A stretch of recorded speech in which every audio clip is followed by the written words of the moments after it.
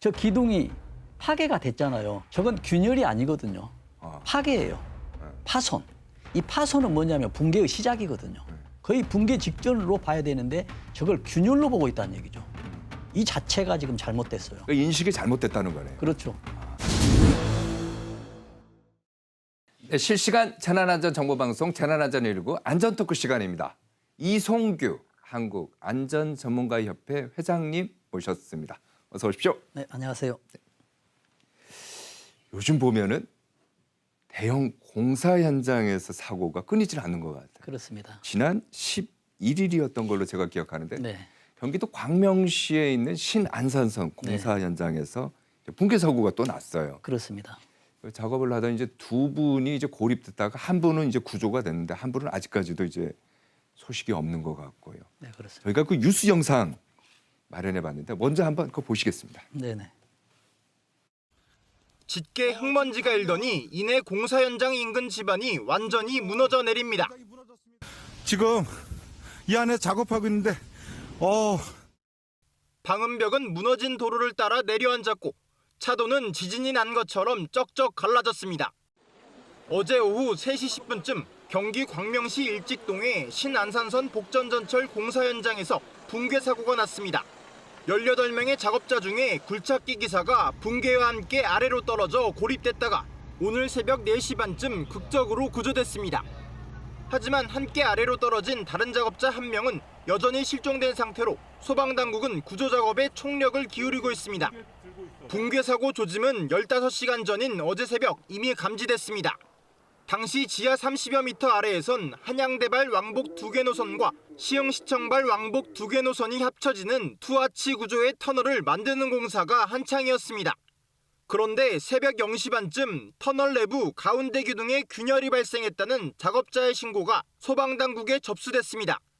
이후 경찰은 붕괴 사고 우려에 인근 1km 구간 양방향 통행을 전면 통제했고 시공사인 포스코 ENC가 기둥 보강 작업을 진행하려 했지만 공사 현장이 급작스레 무너졌습니다. 안전한 공법이라 하더라도 안전관리, 어떤 작업 시공 매뉴얼을 지키지 않으면 사고가 나는 것이죠. 공기가 문제가 될 수 있고 재료상들의 어떤 그 강도상들의 어떤 문제가 있게 작업을 진행하지 않았느냐. 관계 당국은 구조 작업을 마친 뒤 과실 여부 등 정확한 사고 경위를 조사할 방침입니다. KBS 뉴스 김범주입니다. 방금 뉴스에서도 이제 회장님의 그 사진하고 목소리가 네. 이제 나왔어요. 네. 다급하게 이제 아마 KBS 기자가 연결을 한 것 같긴 네, 합니다. 그때 인터뷰였습니다. 이제 좀 시간이 지났기 때문에 네. 좀 차분하게 네네. 왜 이런 현상이 나왔는지. 그렇습니다. 이제 방송에서 나왔습니다만은 모행가께서도 말씀하셨지만 10일 날이죠.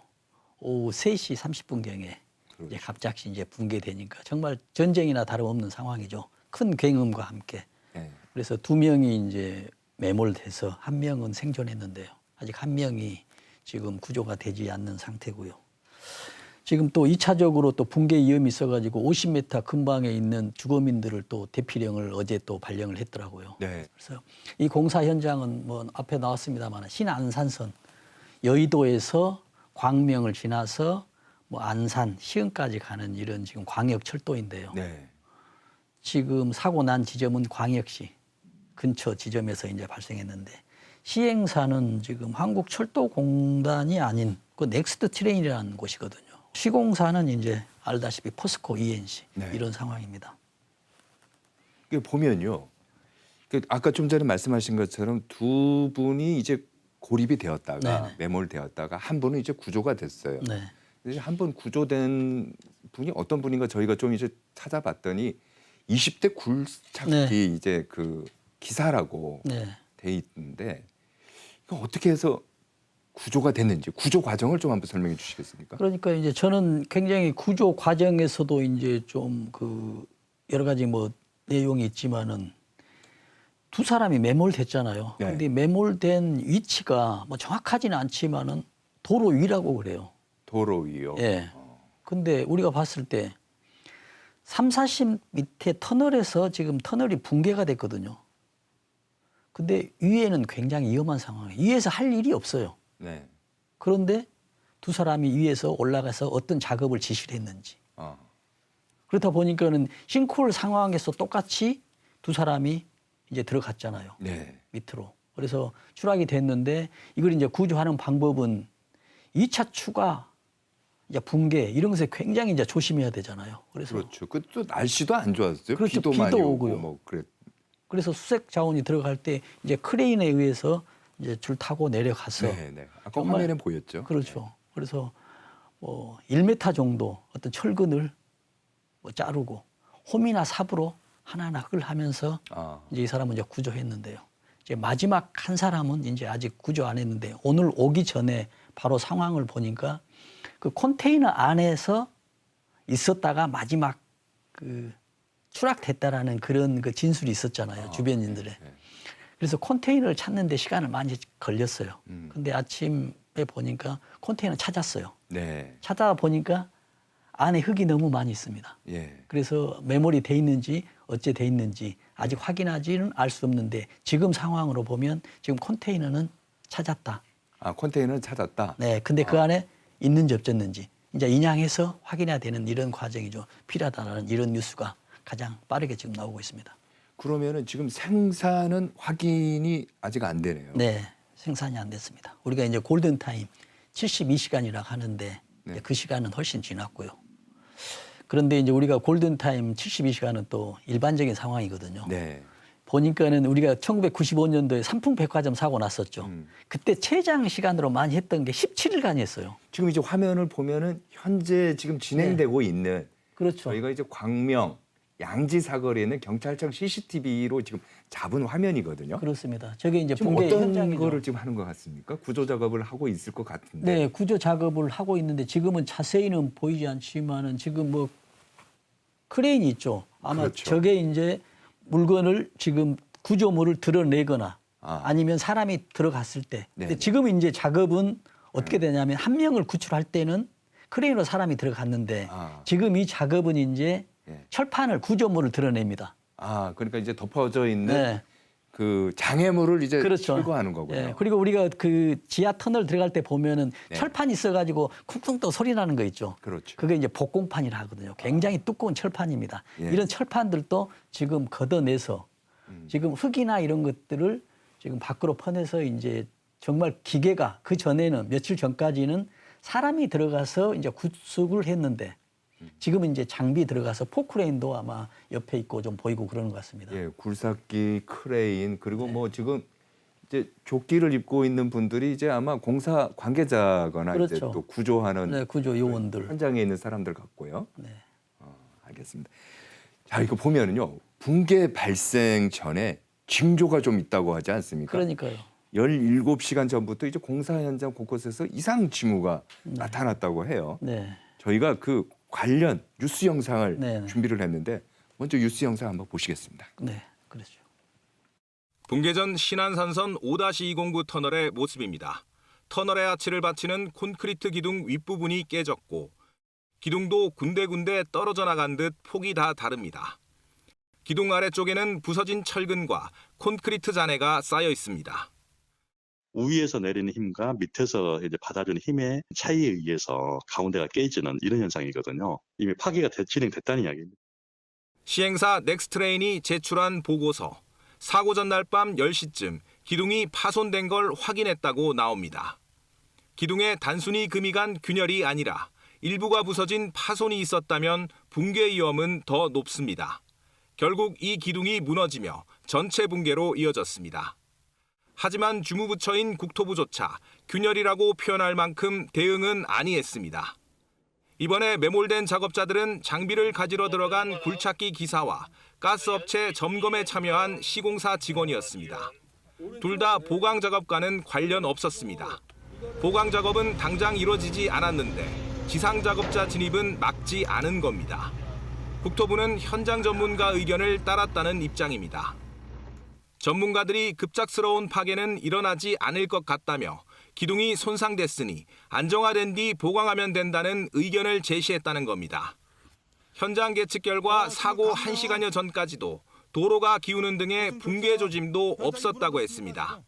그러나 터널의 중앙 기둥은 파손이 보고된 지 17시간 20여 분 만에 무너졌고 미처 피하지 못한 지상 작업자들이 매몰됐던 겁니다. KBS 뉴스 이승철입니다. 뭐 보면은 참 안타까운 네. 게요. 이상 징후가 나오면은 네. 물론 지금 당장 저거를 보강해야 되느냐 말아야 되느냐 그거는 전문가들이 판단하겠지만 네.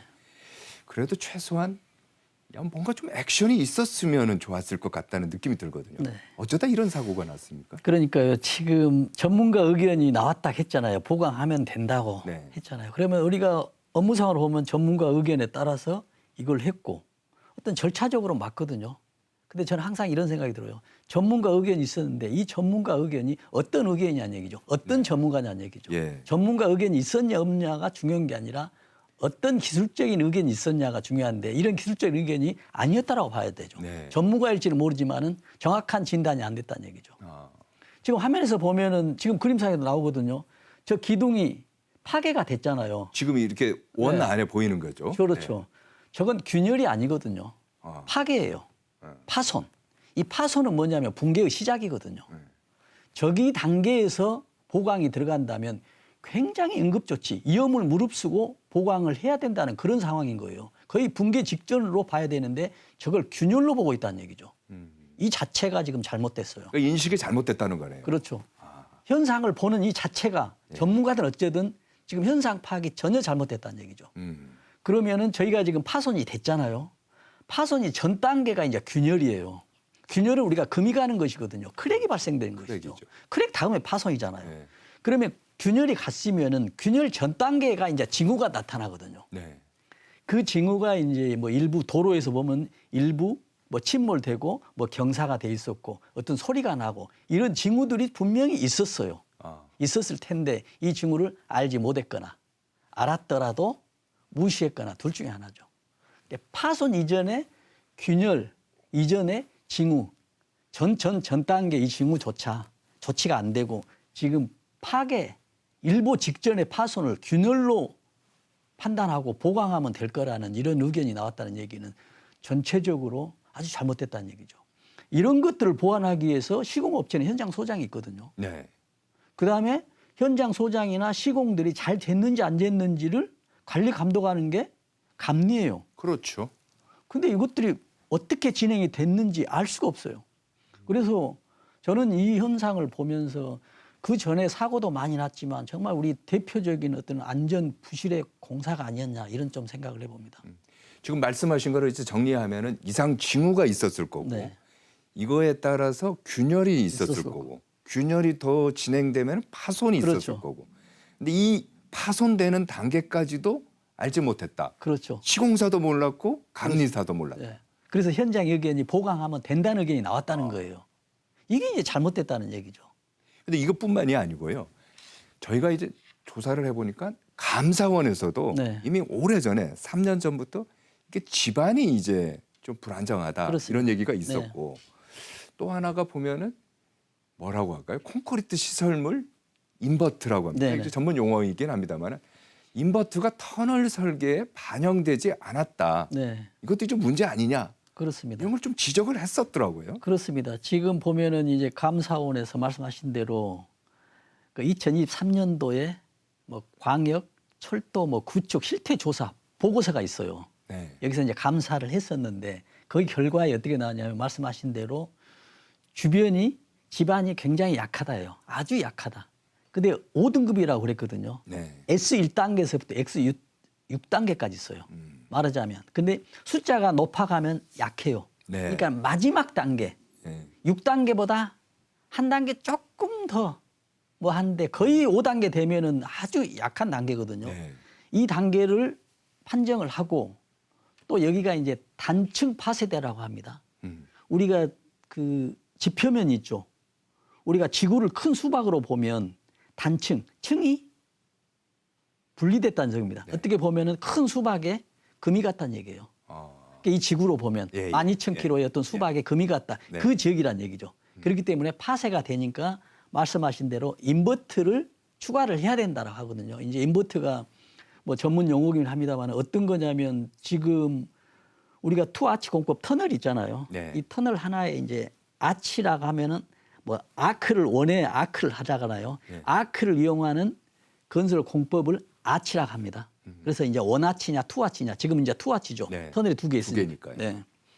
그러면 아치가 있으면은 철근 콘크리트가 아치 형상으로 돼 있죠. 예, 예. 또 밑에 강판을 지금 밑에 어느 좀 정도 보이는 거네요. 예, 네. 약간 그 노란색의 밑에 보이죠. 예, 예.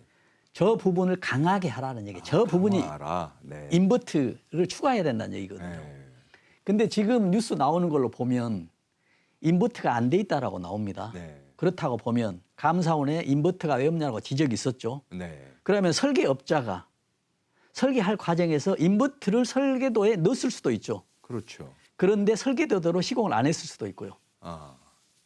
그런 거 이제 다 조사를 해봐야 되겠네요. 그렇죠. 조사를 해보면 이제 아마 다 내용물이 이제 다 이제 나올 수 있겠습니다만은 저런 하나하나가 정말 이 부실 공사의 지금 결말을 지금 맞고 있습니다. 이게 보면은요, 감사원 그 보고서 말고요, 또 저희들이 보면은 사고 전에 관계기관들이 모여서 이제 회의를 한 것 같아요. 네. 근데 거기에서도 보면은 한국 터널 지하 공간 학회 네네. 뭐 이런 곳이 있는데 여기에서 네. 터널 좌측 네. 측입에다가 변이, 그러니까 약간 네. 이제 뭔가 좀 변형이 되는 네, 그렇죠. 뭐 이게 발생된 것 같다라는 네. 의견을 제시를 했어요. 네. 이게 좀 어려운데 시청자분들을 위해서 좀 어떤 내용인지 좀 설명을 그렇죠. 해주시죠. 이제 좌측이라고 했죠. 우리가 투 아치라고 했잖아요. 그러면 제 입장에서 보면 이쪽이 좌측이죠. 네. 근데 공사를 할 때 어떻게 진행하냐면 투 아치를 동시에 2개의 터널을 굴진을 하지 않아요. 네. 하나를 하고 완성된 다음에 옆에 이제 굴진을 하는 네. 이런 방식이거든요.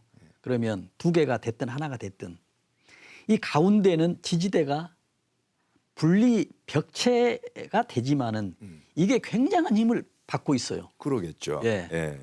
근데 지금 여기 학회에서 이야기하는 것은 어떻게 했냐면은 측압이라고 했잖아요. 예. 이 아크에 있는 옆에서 힘이 작용하는데 네. 이 힘에 견디지 못해서 어떤 루프 있죠, 아크. 여기가 네. 변이가 생겼다. 원위치보다 바뀌어졌다. 또는 기둥이 바뀌어졌다. 이런 얘기거든요. 결과적으로 얘기는 뭐냐면요. 지금 상부에 있는 아크의 이 터널 콘크리트 벽이나 이 기둥이 힘을 견디지 못했다는 얘기예요. 쉽게 그러네요. 이야기하면. 네. 근데 견디지 못했다는 결론이 나오지만 지금 파손된 상태지만 이거는 응급 상황이다라는 이런 결론이 좀 나왔었으면 하는 좀 이런 아쉬움도 좀 있습니다. 근데 이제 제가 잘 이해가 안 되는 게 아마 이 프로그램 보시는 시청자분들도 저하고 좀 비슷할 텐데 네. 기술이 그만큼 발달한 거 아닙니까? 토목 기술이라는 게 이제 우리나라가 또 선진국 기술을 네. 많이 갖고 있다고 저도 알고 있는데 투아치 공법 아까 네. 말씀을 계속 하시는데 투아치 공법 그 자체가 문제가 있는 것 같지는 않고 그렇죠. 그런데도 드물게 사고가 있나 보죠. 그렇습니다. 2012년도인가 어떤 충청북도에서 어떤 기사에 보면은 이런 게 이제 붕괴 사고가 나요. 그래서 여기에서도 뭐 2차로 또 붕괴 사고 난 게 있거든요. 네. 근데 이건 드물질 않아요. 네. 왜 드물질 않냐면 지금 설계대로 하다 보면은 집안이기 때문에 설계가 달라요. 그러다 보면은 터널을 이렇게 굴진을 하다 보면 하루에 예. 몇 메타, 뭐 4, 5m밖에 진입을 안 하거든요. 그렇죠. 근데 1, 2m를 진입하다 보면 예. 약간 설계도하고 실제하고 좀 달라요. 다르게 되면 그 작업 중지가 됩니다. 감리에 의해서, 그렇죠. 소장에 의해서. 예. 그래서 설계 변경을 즉시 한 다음에 시행을 해요. 아무 문제가 없어요. 근데 지금 이 상태는 이미 문제가 났었을 법한데 왜 진행을 계속 했느냐, 이게 제일 안타까운 거예요. 작업을 하다 보면 문제가 보입니다. 작업자들도 의견이 있고 또 거기에 기술자들이 다 있지 않겠습니까? 그러겠죠. 감리 감독 다 있고. 그래서 조금만 문제가 있으면은 금방 조치를 해버려요. 네. 그러니까 이제 외부에서는 알 수가 없죠. 음. 그러는데 지금 이 상황에서는 지금 아예 붕괴가 돼버렸으니까 참 어떤 상황이냐 생각 궁금합니다, 저도. 이건 뭐 지금 회장님 말씀 들어보면은 이해가 안 되는 그렇죠. 미스테리 상황이 뭐 한두 가지가 아닌데요. 네. 왜 그랬을까? 그렇습니다. 지금 그러니까 우리나라는 어떤 말씀하신 대로 기술력은 지금 높은데 지금 이 그 기술자들의 어떤 안전 의식이랄까 이런 것들은 이제 대부분의 기술자들이나 어떤 작업자들은 어떤 안전 의식이 이 정도까지는 저는 아니라고 봐요. 그러나 어떤 한두 사람의 어떤 잘못된 판단이나 잘못된 생각에 의해서 어떤 대형 재난이 발생할 수 있다는 것을 이번에 좀 보여준 걸로 봅니다. 알겠습니다. 이게 보면요. 지금도 이 주변에 그 주변에 있는 또 주민들이 있지 않습니까? 네. 거주하시는 분들이 있는데 인근 지역 이제 아파트 주민들 대피 명령 이제 내려졌고 네. 제가 알기로는 주민이 한 2,400명 정도 이제 네. 된다고 하던데 네. 대부분 지금도 잠을 잘 못 잘 거예요. 그렇죠. 이거 아파트가 무너지는 거 아니냐. 그러니까요. 추가 붕괴 위험은 없습니까? 어떻습니까? 추가 붕괴는 있다고 봐야죠. 있다. 그렇죠. 그러나 이제 실제 실현되느냐 안 되느냐는 다른 문제고 지금 상태는 추가 붕괴는 있을 수 있다라고 보는 것이거든요. 왜냐하면 지금 구조물 자체가 네. 이렇게 생각할 수가 있거든요. 지금 안전 진단이나 안전 점검을 했지만 혹시 우리가 지하 밑에서는 지금 진단을 할 수가 없는 곳이거든요. 그래서 거의 지금 붕괴 직전에 있는 수 있는 곳도 있을 수 있다는 얘기죠. 그렇잖아요. 그렇죠. 그렇죠. 바람이 불거나 예. 비가 오면은 이제 힘이 작용되잖아요. 예. 빗물이 내리면은 빗물은 낮은 곳을 흘러들기 때문에 조금만 비가 와도 낮은 곳에서는 굉장한 큰 힘이 되고 거기에 이제 토사까지 같이 내려가 버리면은 추가 붕괴가 충분히 이제 있을 수 있다. 이제 이렇게도 집안이 기본적으로 뭐 집안이 지금 불안정 아니에요. 그렇습니다. 그렇죠? 그래서 추가 붕괴는 충분히 있을 수 있다라고 되는데 중요한 거는 이제 주민들이 이제 불안함이죠. 예. 그래서 2차적으로 또 대피 명령도 했었습니다. 근데 주민들이 또 이런 얘기를 하거든요. 보면은 굉장히 큰 소리가 컸대요. 그게 이제 터널을 이제 파는 방식은 굴진기 기계로 의해서 우리가 드라이버로 구멍 뚫는 거 있죠. 네. 이 방식으로 뚫는 게 이제 기계식이에요. 네. 근데 이 방식은 어떤 방식이었냐면은 화약으로 폭발을 시키는 방법이에요. 네. 터널 안에서 화약을 터트려 버립니다. 네. 그러면 터트려 버리면 이제 작업자가 이제 뭐 포크레인 이런 거 이제 걷어내는 이런 방식이잖아요. 근데 지금 40m 밑에 있었는데 굉장히 커서 집이 흔들렸다고 합니다. 이렇다는 얘기는 또 어떻게 볼 수 있냐면 이 작업이 너무 서두르지 않았냐는 얘기예요. 왜냐하면 폭발을 많이 시켜야 작업 속도가 빨라지잖아요. 네. 근데 이 공사가 지금 어떻게 됐냐면 이 안산성 공사가 올해 25년도 올해 5월 달에 개통될 수 있는 나이였던 구상 계획이 그거였었어요. 네. 그러는데 공사 진척이 늦어지고 여러 가지가 문제가 있어서 20개월이 더 늦어졌다고 합니다. 그렇다 보니까는 공사하는 어떤 책임 입장에서 보면은 하루라도 빨리 더 공사가 공기를 맞추려고요. 그렇죠. 그렇다 보니 큰 폭약이 터뜨리지 않았냐 이런 생각을 하고요. 그런데 이 큰 폭약을 터뜨렸으면 또 어떤 문제가 되냐면 지금 아까 얘기했잖아요. 투 아치에서 하나를 아치를 만들고 그다음에 기둥을 만들고 두 번째 아치를 뚫거든요. 그러면 두 번째 아치를 뚫을 때 폭약이 너무 크면 그 기둥에 균열이 갈 수가 있거든요. 충격이 이미 설치되어 있는 이미 설치네. 그렇기 때문에 아마 더 영향도 있지 않았을까라는 이런 또 예측돼 봅니다. 그런데 중요한 거는 네. 여기서 이런 폭약이나 크기 있죠. 네. 전부 얼마 할 건가 다 현장 소장 허가해야 되고 관리 감독의 사인이 있어야만 이런 작업 공정들이 진행되는데 어찌 이렇게 됐는지도 좀 궁금할 따름입니다. 이게 보면요. 제가 처음 그랬잖아요. 시작할 때. 이게 한두 건도 아니고 연이어서 이제 공사 현장에 대형 사고가 이어지고 네. 있다. 네. 그래서 전 국민이 지금 굉장히 불안한 것 그렇습니다. 같다고 하는데 신안산선 사고가 나서 불과 며칠 지나지도 않아 갖고 부산에서도 그렇습니다. 또 이제 대형 땅꺼짐이 이제 발생을 했어요. 네. 저희가 이제 뉴스 영상을 좀 준비했는데 한번 네. 보여주시겠습니까? 네. 도로 한가운데 커다란 구멍이 뻥 뚫렸습니다. 가로 5m, 세로 3m, 깊이는 5m에 이릅니다. 오늘 새벽 5시쯤 부산 도시철도 사상하단선 공사 현장 인근에서 대형 땅꺼짐이 일어났습니다. 경찰 신고로 출동한 구청 관계자들이 안전 조치를 하던 중 갑자기 땅꺼짐이 시작됐습니다. 이곳은 차들이 다닐 뿐 아니라 보행자가 지나는 횡단보도가 설치된 곳인데요. 하마터면 인명피해로 이어질 뻔했습니다. 부산 도시철도 사상하단선 공사 현장 인근에서 땅꺼짐 사고가 일어난 건 이번이 13번째입니다. 특히 이번 땅꺼짐 장소는 지난해 9월 트럭 2대가 8m 아래로 추락한 대형 땅꺼짐 사고 현장과 불과 200m도 떨어지지 않은 곳입니다.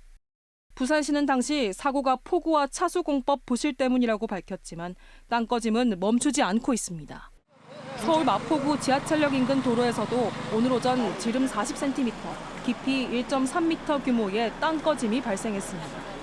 지난달 서울 강동구에서 대형 땅꺼짐으로 오토바이 운전자가 숨지는 등 잇따르는 땅꺼짐 사고로 시민들의 불안이 커지고 있습니다. KBS 뉴스 최휘지입니다. 방금 기자가 얘기한 것처럼요. 잇따르고 있는 땅꺼짐 때문에 주민들이 피해가 잇따르고 있다. 네. 이렇게 나오는데 그 부산 같은 경우요. 좀 전에도 얘기를 했지만은 이번이 처음이 아니고 그렇습니다. 무려 13번. 네. 13번이나 땅꺼짐이 있었어요. 그렇다면 뭐 근본적인 문제가 있는 거 아닙니까? 그러니까는 지금 이제 땅꺼짐, 이제 싱크홀의 어떤 그 특징 원인을 보면요, 근본적으로 그 토질 자체가 문제가 있어서 아주 그 응집력이 약한 이런 석회암이나 이런 것들이 있어서 뭐 몇십 메타 자연적으로 이렇게 발생된 이런 경우도 있거든요. 그러나 이제 우리나라를 보면은 그런 토지는 아니에요. 우리나라는 외부에서 어떤 힘이 작용하지 않으면 싱크홀은 발생하지 않습니다. 그러면 외부의 힘이 딱 세 가지로 정리됩니다. 그래서 국내 싱크홀의 원인은 뭐냐라고 한다면 예. 첫 번째는 그 주변 공사장이에요. 주변 공사가 있으면서 어떤 상하수도관을 건들거나 아니면은 상하수도관을 건들지 않더라도 지하에는 물길이 있지 않습니까? 네, 네. 그래서 주변에 깊은 공사를 하기 때문에 그 물길의 방향이 바뀌어져 버려요.